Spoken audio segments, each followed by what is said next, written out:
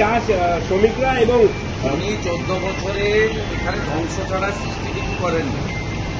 এই মুখ্যমন্ত্রীর সময়ে, তৃণমূলের সময়ে জুট ইন্ডাস্ট্রি শেষ হয়েছে, ছোট ছোট সব ইন্ডাস্ট্রি, ডাবর থেকে বিস্কুট বন্ধ হয়েছে, টাটাকে তাড়িয়েছেন।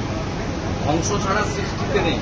বাকি উনার চা বাগানের যেটুকু অস্তিত্ব আছে উনি শেষ করার জন্য গেজেট বের করেছেন। 30% এর মধ্যে করবেন। ধর্ষণীয়টাকে অলরেডি ডাটাগুড়ি দিয়ে দিয়েছেন।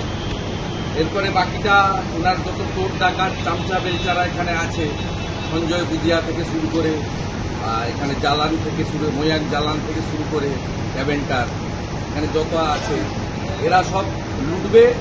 আর ওখানকার গরিব চা শ্রমিকরা, মূলত জনজাতি আদিবাসী, গোর্খা নেপালি, রাজবংশী, তারা শেষ হবে। ইতিমধ্যে কয়েক হাজার উটি কেরালা চলে গেছে, কয়েক হাজার আসামে চলে গেছে।